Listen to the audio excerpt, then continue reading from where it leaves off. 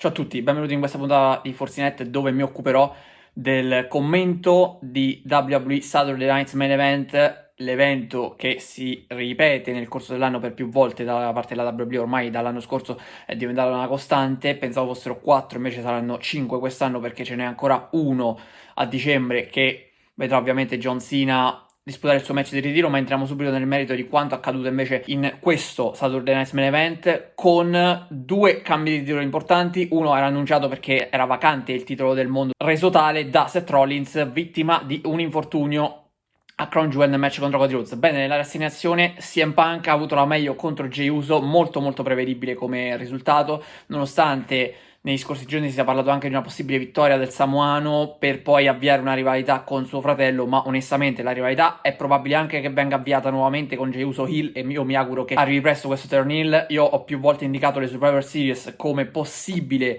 punto di rottura definitivo della Bloodline, visto che dovrebbe esserci comunque un match che coinvolgerà appunto la Bloodline, almeno in parte, con forse anche il ritorno di Roman Reigns,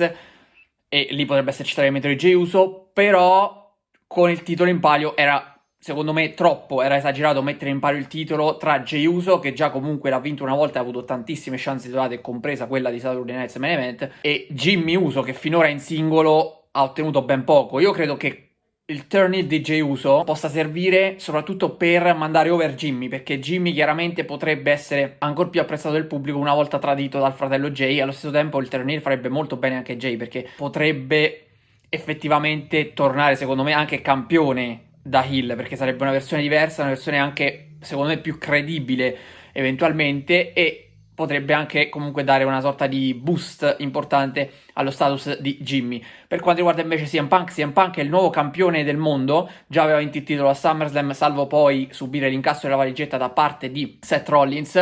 e adesso è tornato campione. CM Punk aveva già la title shot garantita, dato che aveva vinto il Triple Threat match schierando proprio Jey Uso, quindi una sorta di rematch è stato questo, anche se lì era coinvolta anche LA Knight. Ebbene, si è laureato campione, è tornato campione, doveva andare contro Seth Rollins e forse avrebbe dovuto vincere comunque la cintura. Adesso io non so quali erano i piani previsti, perché c'è anche comunque un Roman Reigns di mezzo, o meglio c'era per quanto riguarda i progetti per Seth Rollins. Adesso Seth Rollins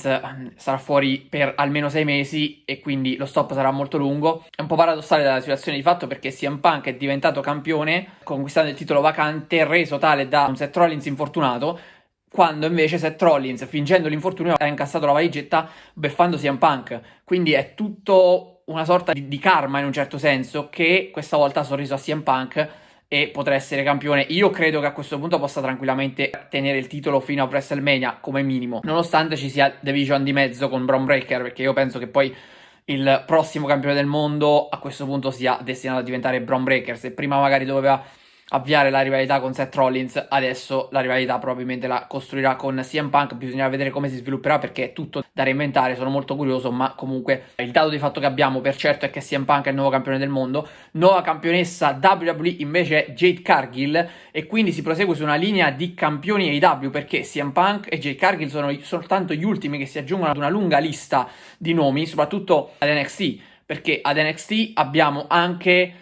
i due campioni nordamericani, ovvero Ethan Page e Blake Monroe. Abbiamo il campione di NXT Ricky Sainz e poi Cody Rhodes nel main roster campione WWE, quindi tutti ex AEW che sono ora campioni WWE. 4 di questi, ovvero CM Punk, Jade Cargill, Cody Rhodes e Ricky Sainz, hanno anche hanno postato una foto sui social, l'ha postata CM Punk proprio per ricordare i tempi dell'AEW,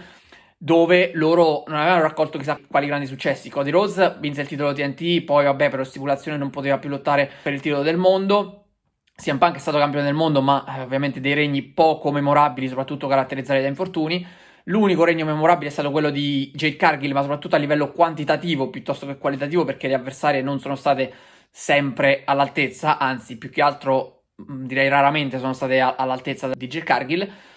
E poi vabbè, Ricky Sainz ha vinto poco, anche lui ha vinto il titolo FTW, quindi poi i titoli di coppia, ma veramente poco anche Ricky Sainz. Per quanto riguarda poi Blake Monroe è anche l'altra titolare, quindi diciamo a livello femminile sicuramente le atlete che sono arrivate in WWE hanno fatto molto meglio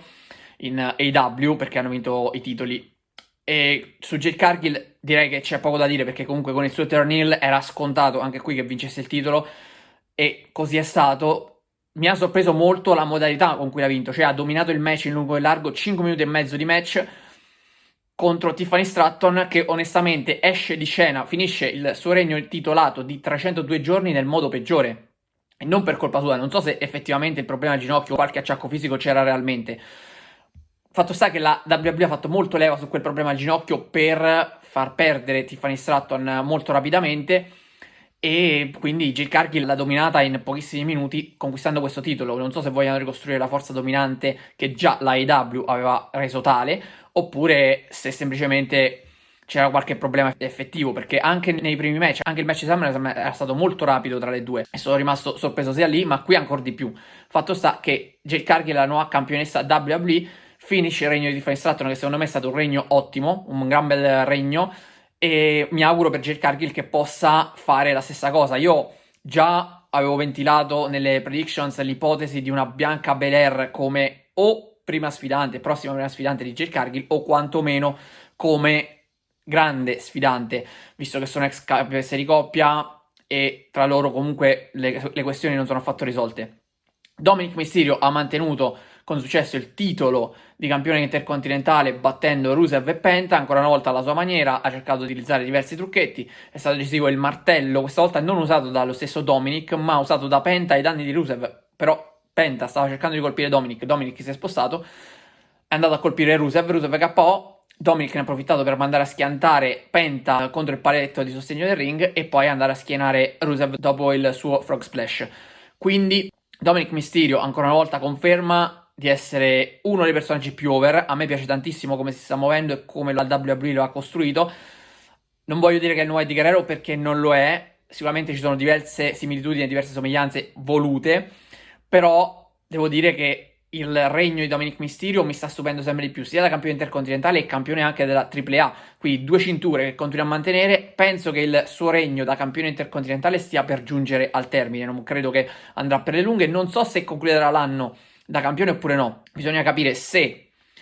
Dominic Mysterio affronterà John Cena a Survivor Series, come si vocifera, e a quel punto John Cena potrebbe vincere il titolo intercontinentale, che è l'unico che non ha mai conquistato, per poi eventualmente perderlo nell'ultimo match della carriera a Saturday Night's Main Event, ma comunque completare il suo slam a livello di titoli.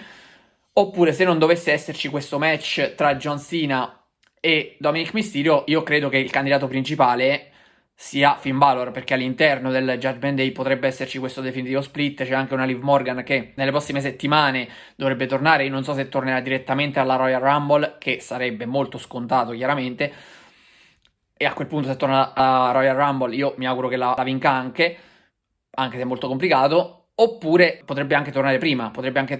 perché sarebbe sicuramente più sorprendente per aiutare Dominic, o addirittura per mettere i bastoni tra le ruote, questo non lo so, vedremo quali saranno gli sviluppi, anche se io credo che Liv Morgan, vista l'assenza così lunga, tornerà da face. E infine Cody Rhodes contro Joe McIntyre, match per il titolo WWE. Qui secondo me si comincia a vedere qualche parvenza di turn heel da parte di Cody Rhodes, poi magari sono io un po' troppo ottimista, però il modo in cui ha vinto, ha utilizzato la cintura quando l'arbitro di fatto era impossibilitato a vedere, la cintura l'ha portata sul ring Joe McIntyre, quindi comunque è stato lo scozzese a tentare di fregare per primo American Nightmare, ma alla fine quella stessa cintura si è ritorta contro Drew McIntyre, che ha subito la Crossroads sulla cintura, e poi Cody Rhodes è andato a chiudere per il conto di 3 decisivo che gli ha permesso di restare campione. Non si è ancora visto Randy Orton, che appunto sembra essere ancora fuori dalle scene. Sono molto curioso di come si evolverà la questione, perché se finora io ho sempre parlato di un possibile turn heel di Randy Orton ai danni di Cody Rhodes, che secondo me arriveranno a scontrarsi nuovamente, adesso sto incominciando a pensare quasi che Cody Rhodes potrebbe essere l'hill della situazione. Vediamo come si evolverà la questione. Sicuramente è molto molto interessante e sono qui per guardare e capire cosa succederà tra i due. Penso che Drew McIntyre possa reclamare un'ulteriore chance titolata, vista come è andata la sfida di Saturday Night's Main Event. Non so se si verificherà alle Survivor Series, anche perché alle Survivor Series Cody Rhodes potrebbe anche far parte di uno dei team che si affronteranno nel classico War Games match, oppure magari potrebbe difendere la cintura. Adesso è partita la rincorsa per Survivor Series, manca meno di un mese e sono molto curioso di capire gli scenari anche intorno al titolo WWE di Cody Rhodes.